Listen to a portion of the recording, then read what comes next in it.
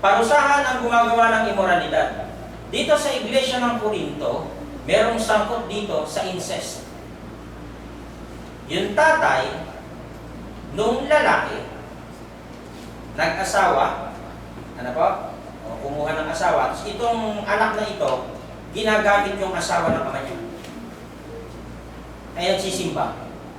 Nagsisimba. Sabi ni Pablo, may nagbalita sa akin. Chismoso ba? Hindi. Kailangan ng report Brad, ano ba nangyayari dyan sa ano? Hindi siyempre sasabihin. Totoo yan Ano po? May nagbalita sa akin na mayroon dyan sa inyo na gumagawa ng sexual na immoralidad. Ano yun? Kinakasama niya ang asawa ng kanyang ama. Diba? Immoralidad yun. Ito'y masahol pa sa ginagawa ng mga taong hindi kumikilala sa Diyos. Sino yung mga taong hindi kumikilala sa Diyos? Yung mga hintil. Ano po? Dahil maging sila hindi gumagawa nito.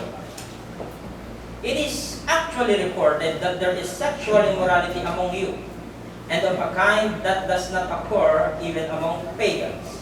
A man has his father's wife. Magkasalo ang mag-ama doon sa bahay. Ano yan? Fornication yan. Ano po? 1 Corinthians 5. At sa kabila ng pangyayaring ito, nagawa pa ninyo magyabang. Parang napag-uusapan sa Corinto, uy, check boy ka yung ano ng tatay mo Nagtatawanan pa kayo. Parang gano'n.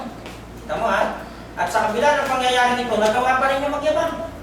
Dapat sana'y naghinagpis kayo at pinalayas na rin yun sa inyong grupo ang gumagawa. Diba?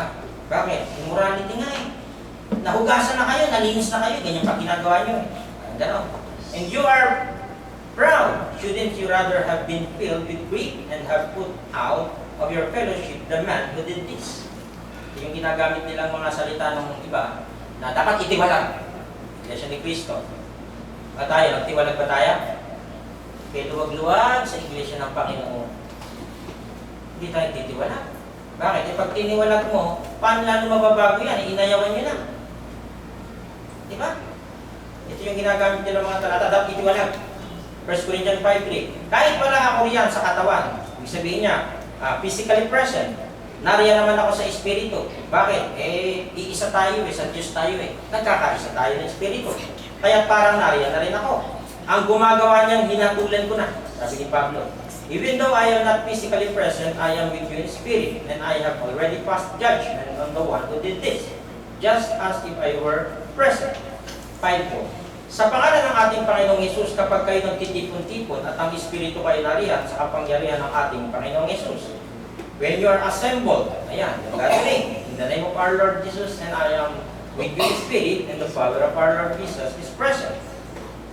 Ipaubayan ninyo kay Satanas ang taong iyan, upang mapahamak ang kanyang katawan at maligtas ang kanyang Espiritu sa araw ng paghuhukom ng Panginoon. I have decided to deliver such a one to Satan for the destruction of his flesh, so that the spirit may be saved in the day of the Lord Jesus. Hindi tama ang pagyayabang ninyo, mga kalalakihan doon. Hindi nyo ba alam? Ayan, ginamit na ni Pablo. Ang kasabihan, ang kaunting pampaalsa, nakapagpapaalsa sa buong masa ng harina. Parang nilalabas dito ni Pablo.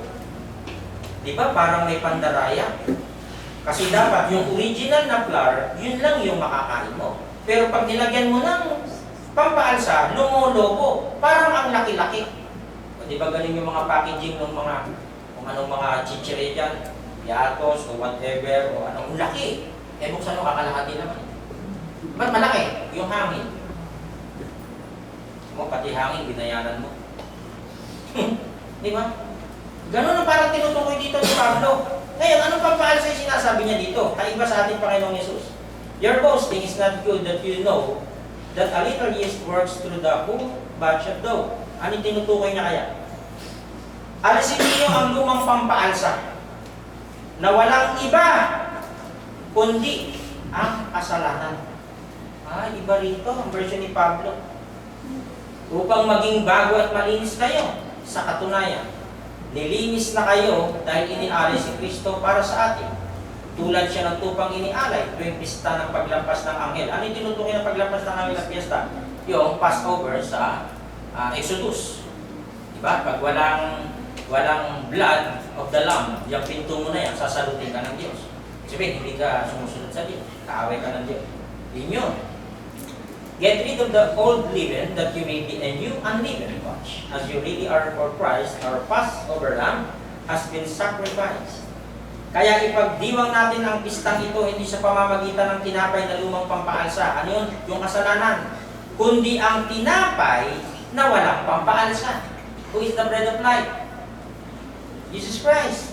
Na ang ibig sabihin, sabi ni Pablo, talikuran na natin ang dati nating mga kasalanan at kasamaan, mamuhay na tayo ng malinis at tapat. Ibig sabihin, nabautismuhan na kayo, na kay Jesus Christ na kayo. Huwag mo nang gamitin yung lumang pampaalsa na yun, na yung kasalanan at tinutukoy ni Pablo. Dahil doon lalo kayong nagiging masama. Therefore, let us keep the festival not with the old yeast, the yeast of malice and wickedness, but with bread without yeast, the bread of sincerity and truth. Sino yan? Jesus, the bread of life.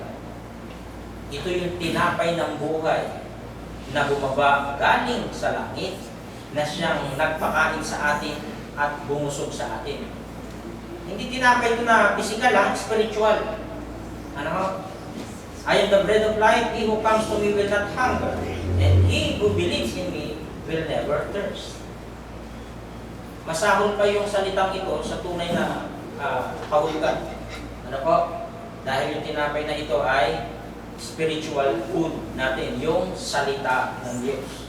Tayo bilang katawan ni Kristo ay tinatawag ding tinapay. Sa unang Korinto 10:17, ang iglesia ay tinukoy bilang tinapay, bilang pakikibahagi kay Kristo. Kaya nga, iisang katawan lang tayo, kahit maraming bahagi, dahil iisang tinapay lang ang ating pinagsasaluhan. Sino tinapay? Jesus Christ. Mamaya, gaganapin natin yan. Papasahin mamaya yun. Yung tinatawag na 1 Corinthians 11:23, sapagkat tinanggap ko sa Panginoon ang binibigay ko naman sa inyo. At sa Apostol Pablo, di ba yun? Umiinom tayo ng katas ng ubas na nagsisimbolize sa kanyang blood of the covenant. Yun yun eh. Di ba? Iisang tinapay. Since there is one bread, we who are many are one body, for we all partake of the one bread. Ang larawan sa unang Korinto 5 ay tungkol sa isang napakaseryosong kasalanan sa iglesia ng Korinto, kung saan may lalaking nagkasala ng incest. Ano yung incest? Iyon ay ang pagkaroon ng sexual na kaugnayan sa isang kamag-anak. Bawal ng Bible yun. Nagkagusto ko sa tita ko. May nangyari sa amin ng tito ko eh. Bawal yun. Karumalan yun. Karumihan yun. Karungal-rungal yun. Ano? Incest. Ibig sabihin, may kinalaman yan sa relationship ng magkakamag-anak. Di ba nauso dati yan? Ano po? Sa kasong ito sa asawa ng kanyang ama. Yan. So, ang talinghaga ng pampaalsa ay malawak ang kahulugan. Ngunit ito inihahalin tulad ni Jesus sa kaharian ng sangkalangitan. Iba naman yung version niya sa pampaalsa. Ginamit ni Pablo tungkol sa sin. Dito naman ginamit yung pampaalsa as good example.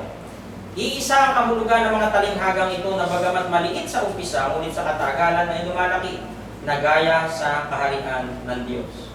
Inihahalin tulad ng pampaalsa dahil nagkaroon ito ng epekto. Nagbabago ang texture. Yun.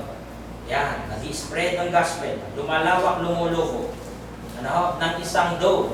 Once nalagyan ng yeast, sa madaling salita, kung wala ang Panginoong Jesus, yung yeast, wala tayo kaligtasan.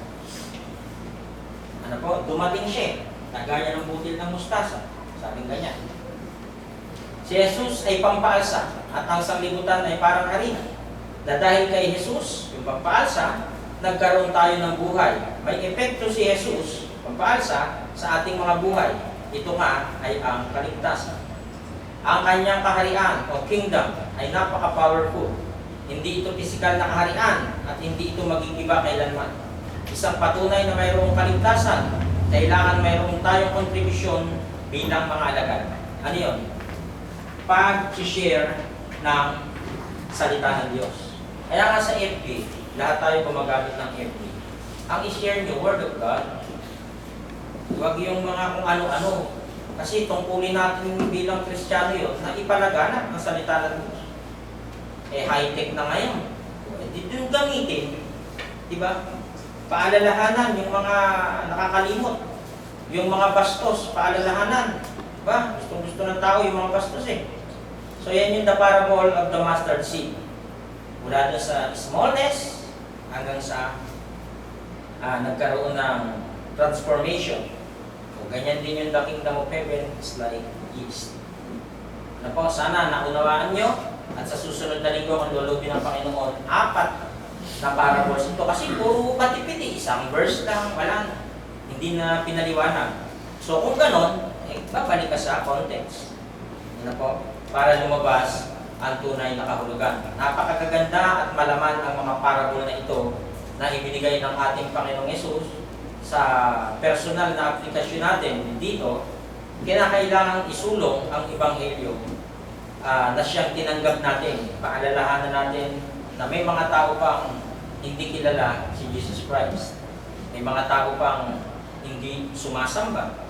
May mga tao pang ayaw pasakop sa kaharian ng Diyos. At yung iba, nakamatayan. So, obligasyon natin i-share sa kanila. Ano po, hindi naman yan sa pilitan. I-share mo lang naman eh. Hindi nasa kanya yun kung tatanggapin niya o hindi. Wala ka ng pananagutan doon. Basta na-i-share ko. Labas na ako dyan sa desisyon na yan. So maraming salamat po muli mga kapatid sa inyong pakikinig at pansamantala tayong hihinto upang ganapin natin ang isang bagay na pinaka-sentro ng ating pagsamba, ang pagpuputol-putol ng tinapay at Panginoon sa saro ng Panginoon.